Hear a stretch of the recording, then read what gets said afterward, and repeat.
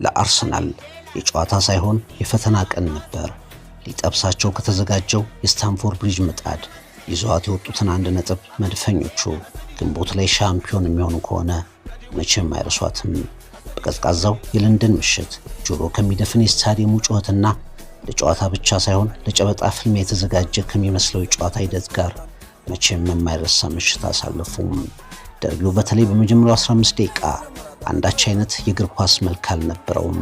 ጠረባና ጉሽሚያ በኳስ ሜዳ ተፈቅደው ይመስል ነበር። ገና በ5 ደቂቃ ማርቲን ዙቢሜንዲ ቢጫ ካርድ አይቷል። ብዙም ሳይቆይ ቡካዮ ሳካ እግሮቹን በመቆልመም ከመሬት የጣለው ማርክ ኩኩሬላ ሌላ ቢጫ ካርድ ተመለከተ። የስታንፎርድ ብሪጁ መራኮት ያመዘነበት ጨዋታ ቢጫ ካርዶች ከአንቶኒ ቴይለር ኪስ እየተመዘዙበት ቀጠለ። ከኩኩሬላ ቢጫ 2 ደቂቃ ዘግይቶ ማስኩዌራ የቢጫውን ክለብ ተቀላቀለ። ኳስ መጫወት ሁለተኛ ተግባር፣ በአካል መፋለም ዋነኛ ተልዕኮ ያደረገው ደርቢ ለ20 ደቂቃ ያህል አንዳች ነገር አልታየበትም።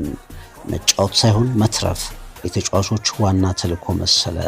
በዚህ መሃል ቡካዮ ሳካ ሞክሮ የቼልሲው ግብ ጠባቂ ሳንቼዝ ያዳናት ኳስ እንዲሁም የቼልሲው ታዳጊ ኤስቴቫዮ ከአርሰናል ጎል በጥቂት ርቀት ላይ ብቻ እድል አግኝቶ ወደ ሰማይ የጥልዛት ኳስ ጨዋታው እግር ኳስ መሆኑን እንዳይረሳ አደረጉት። ወደ ፕሪሚየር ሊግ ዋናትና ለዓመታት አሸንፈውት ወደማያውቁት አርሰናል ጥርሳቸውንም እግራቸውንም ሜዳቸውንም ስለው የጠበቁት ቼልሲዎች ከጦርነቱ መሃል 1 ነጥብ ወስደው ወደ ሰሜን ለንደን የተመለሱት መድፈኞቹ ለንደን ደርቢ። Look at the space here for Bukayo Saka. Sting turning, releasing Joao Pedro. Esteban's there to follow up and skies that one well over the crossbar. At the end of this first half, it's Rice, it's Martinelli! And Chelsea take the lead. 1 man down. The byline and able to cut back, and that's a really good ball, and it's Mikel Merino. The ball at his feet here, Mikel Merino! Saved out to his left by Robert Sanchez. እንደተጠበቀው ስታዲየሙ ብሪጅ አርሰናሎችን እንደ ጎረቤት አልተቀበለም። ባርሰሎናን በማራኪ አጨዋወት በእግር ኳስ ጨዋታ ብልጫ እግር ኳሳዊ በሆነ መንገድ አሸንፈው የወጡት ቼልሲዎች የእግር ኳስ መጫወቻቸውን በመፋለሚያ ጥሩር ቀይረው የገቡ የተቆጡ ወታደሮች ይመስሉ ነበር። ባርሰሎና ላይ የነበረው ለስላሳ ግን ወራሪ ቼልሲ አልታየም። ለአካላዊ ፍልሚያ፣ ለግጭት፣ ለነገር የተዘጋጀ ቡድን ይመስል ነበር። የአርሰናል ተጫዋች እግር ስር ኳስ ተረጋግቶ ማየት ፈጽሞ የማይታገሱ እዚህ በሜዳችን በግዛታችን በቦታችን አንዳች ነገር አታድርጉም ብለው ያመጹ የተቆጡ ሰማያዊ ለባሾች መድፈኞቹ የጥላቸውን ልክ ያደጋውን መጠን አውቀውታል። እነሱም ነገሩ ከእግር ኳስ ጨዋታ ከፍ ያለ ነገር መምጣቱን አውቀው ተከታታይ የማስጠንቀቂያ ካርድ ከዳኛው ያረፈባቸውን ምላሾች ሰጡ። ከታክቲክ ከጨዋታ አሰላለፍ በላይ ቁጣ የተጫናቸው የኩራትና እኛ እንሻላለን እልሆች ጨዋታውን አጀቡት። ተመልካቹ ለእያንዳንዱ ስንዘራ ሞቅ ያለ ምላሽ ይሰጣል። ቼልሲ ምድሩን ላለማስደፈር፣ አርሰናል በትልቅ ምሽት የሚታጠፍ ቡድን ላለመሆን በተመልካች ፈጽሞ አሰልቺ ግን ለደርቢው ተዋናዮች የሚያቁነጠንጠው ጨዋታ ቀጠለም። Esteban's there to follow up and skies that one well over the crossbar. And Chelsea take the lead. 1 man down. ቼልሲዎች 11 ሆነው የተሻሉ ነበሩ። 10ም ሆነው የማሸነፍ ፍላጎታቸው ረሃባቸውና ተጋድሏቸው አልቀነሰም። ሻምፒዮኖች በእንዲህ አይነት ፈታኝ ምሽቶች ጸንተው የሚያልፉ ናቸውና ያለ ዋናው መከላከላቸው በሚፋጀው የስታዲየም ድባብ እንደ ተናካሽ ተኩላዎች ተቆጥተው ከመጡ የቼልሲ ኮከቦች ፊት አርሰናሎች ከባድ ይሆናል የተባለውን ሳምንት ያለ ሽንፈት አጠናቀቁ። 1 ነጥብ ከከባዱ ጨዋታ ግንቦት ላይ መድፈኞቹ ካናት ሆነው ከጨረሱ ይህንን የለንደን ደርቢ ምሽት ፈጽሞ አይዘነጉትም። የጨዋታውን ውጤት ሁነት የሚወስነው ዋናው አጋጣሚ ፍልሚያው ግን ይቀጥላል። Saved out to his left by Robert Sanchez and to the byline and able to cut back, and that's a really good ball, and it's Mikel Merino. ጨዋታው ጥቂት ሙከራዎች ቢታዩበትም በአብዛኛው ምን እንዳበሳጫቸው በማይታወቁ ቁጡ ተጫዋቾች የተሞላ ነበር። ኤንዞ ፈርናንዴዝ እና ሞይሴስ ካይሴዶ በተለይ ከበድ ያለ ስሜት ውስጥ ገብተዋል።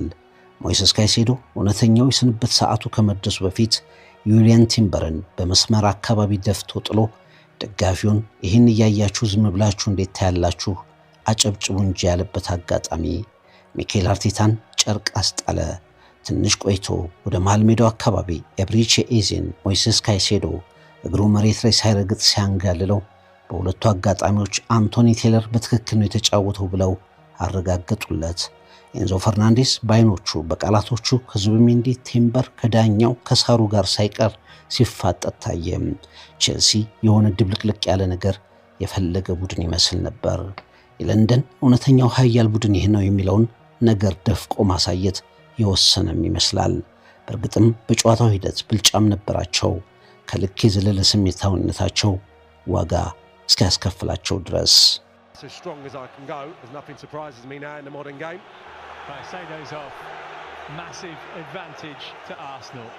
ከጨዋታ ይልቅ ጉሽሚያ፣ ውጥረትና የቢጫ ካርድ ጥፋቶች ጎልቶ ያየንበት የመጀመሪያው ደርቢው አጋማሽ ሊጠናቀቅ 7 ደቂቃዎች ብቻ ሲቀሩ ወሳኝ ሁነት ተከሰተ። ሞይሴስ ካይሴዶ በአንድ አጋጣሚ ወደ ሚኬል ሜሪኖ ተንደረደረ። ኳሱን ለመንጠቅ ብቻ ሳይሆን መሬቱንም ለመማስ የሚያስፈልግ ኃይል ይዞ የተንደረደረ ይመስል ነበር። በተለይ በተደጋጋሚ ቪዲዮ ምስሉ ሲታይ ሜሪኖ ካይሴዶም መሬት ላይ ተንፈራፈሩ። ከጥቂት ሂደት በኋላ የጨዋታውን ሂደት ቆመና አንቶኒ ቴለር ለካይሴዶ ቢጫ ካርድ ሰጡት። 40,000 የስታንፎርድ ብሪጅ ደጋፊዎች ግን አንቶኒ ቴለር ውሳኔያቸውን እንደገና በቫር እንዲያዩ ሲጠሩ ምርጡ አማካያቸው ምን እንደሚያጋጥሙ ገምተዋል። ከጨዋታው ጅማሮ አንስቶ በተጋነነ የቁጣ ስሜት ጭምር የአርሰናልን ኳስ የሚነኩ ተጫዋቾችን ሁሉ ሲኮረኩም የነበረው ሞይሴስ ካይሴዶ በቫር ውሳኔ በቀጥታ በቀይ ካርድ ከሜዳ ተባረረ።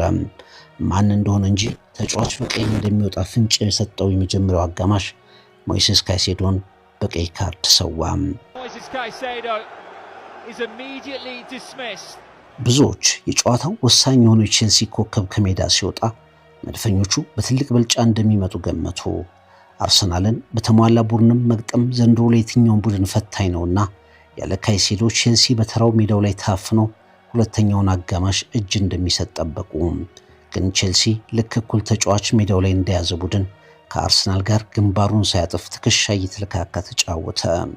የኤንዞ ማሬስካ ቡድን አካላዊ ግጭት ቀንሶ ግን የጨዋታ ልህና ኃይል ጨምሮ አርሰናልን ሐሳብ ያጠረው ቡድን አስመሰለ።